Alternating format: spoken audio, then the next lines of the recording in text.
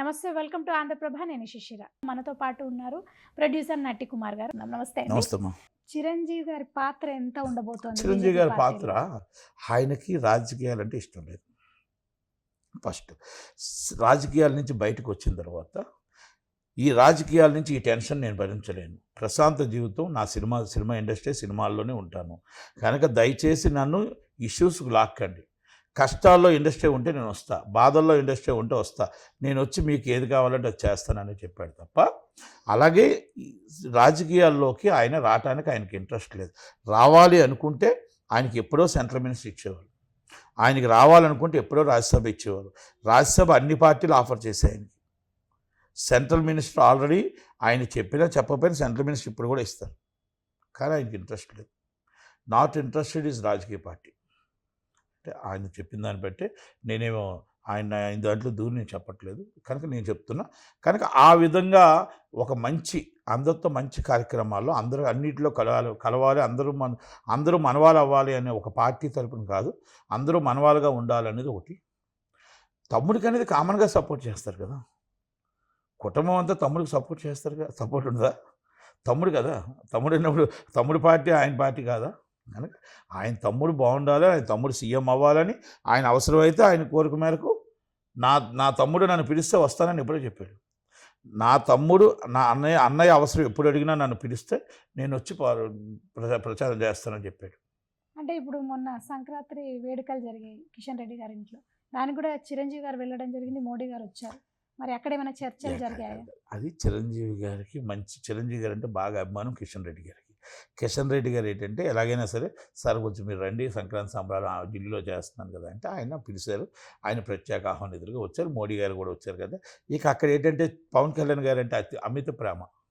చిరంజీవి గారన్నా పవన్ కళ్యాణ్ గారన్నా వాళ్ళు ఎప్పుడు కూడా వాళ్ళ మైండ్లో ఏంటంటే మంచి నాయకులు, ఒక మంచి వ్యక్తులు, చరిస్మా ఉన్న నాయకులు, జనాలు ఆకర్షించే నాయకులు.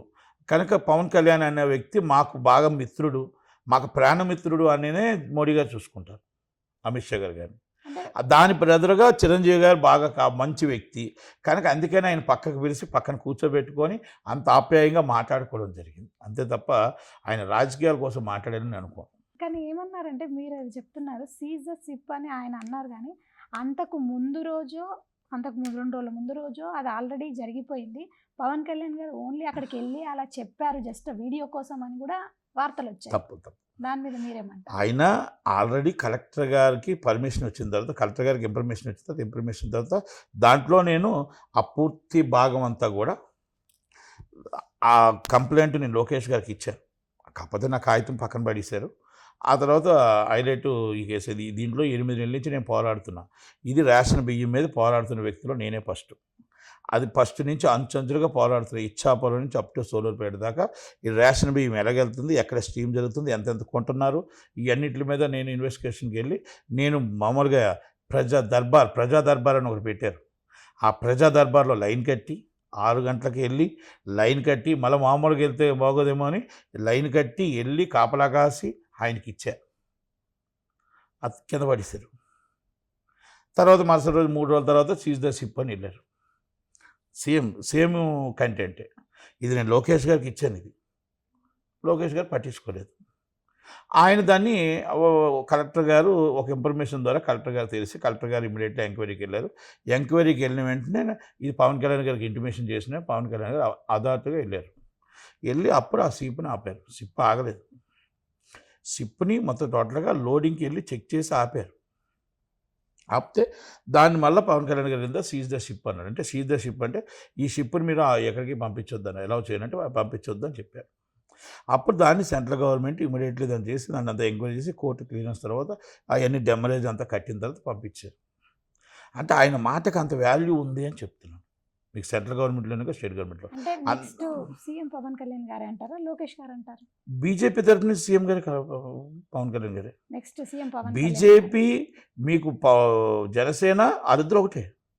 వాళ్ళకి నాయకుడు సీఎం పవన్ కళ్యాణ్ గారే.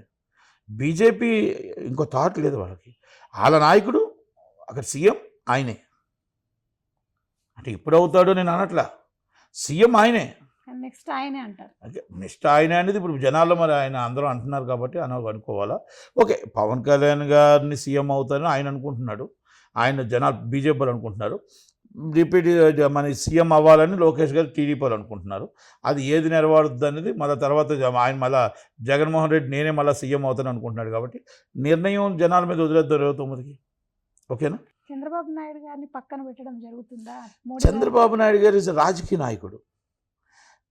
ఆయన ఏంటంటే ఆయన ఇంట్లో వ్యక్తికి బయట వ్యక్తికి తేడా లేదా?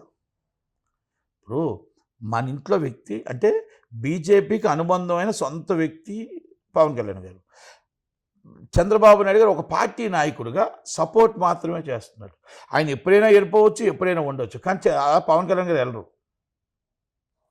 పవన్ కళ్యాణ్ గారు బీజేపీ నాయకుడని వాళ్ళు అనుకుంటున్నారు. బీజేపీకి ఎట్టి పరిస్థితుల్లో మాకు మీరు కాబోయే సీఎం ఆయన అనుకుంటున్నారు కదా. అలాంటప్పుడు అందుకే అంటారు ఇంట్లో వాళ్ళకి బయట వాళ్ళకి. అంటే ఈయన బయట మద్దతుకు వస్తుంది, ఈరోజు మద్దతు ఉండొచ్చు, లేకపోతే వెళ్ళిపోవచ్చు. కానీ వాళ్ళు వినరు అనేది మనం ఒక్కసారి తెలుసుకోగలరు. కనుక అందుకనే వాళ్ళంటే ఎక్కువ ప్రేమ, ఎక్కువ అభిమానం. చంద్రబాబు నాయుడు గారి మీద ప్రేమ లేదా, ప్రేమ ఉందా పక్కన పెడుతున్నారో కాదు. రాజకీయ నాయకుడిగా మనందరూ కలయికలో ఒక కూటమిలో కలయిక అది. ఆ కలయికలో ఆయనకి ఎంత సపోర్ట్ ఉందో అంత సపోర్ట్ ఉంటుంది. కానీ ఏ సపోర్ట్ ఉన్నా పవన్ కళ్యాణ్ గారికి ఎక్కువ సపోర్ట్ ఉంటుంది. బీజేపీ పవన్ కళ్యాణ్ గారు చెప్పిన మాట వేదం ఉంటుంది కన్ఫర్మ్ దాంట్లో. అంటే వాళ్ళ ప్రేమ ఆయన మీద అంత ఉంటుంది. పెద్ద కొడుకు చిన్న కొడుకు అంటారు కదా, అలాగే ఆ ప్రేమ వాళ్ళ మీద ఎక్కువ ఉంటుంది. అంటే ఆయన నాయకత్వంలో బీజేపీ ఇక్కడ అభివృద్ధి చెందుతుందని వాళ్ళ నమ్మకం. ఓకే అండి. సౌత్లో. ఓకే, థ్యాంక్ యూ అండి. Thank you.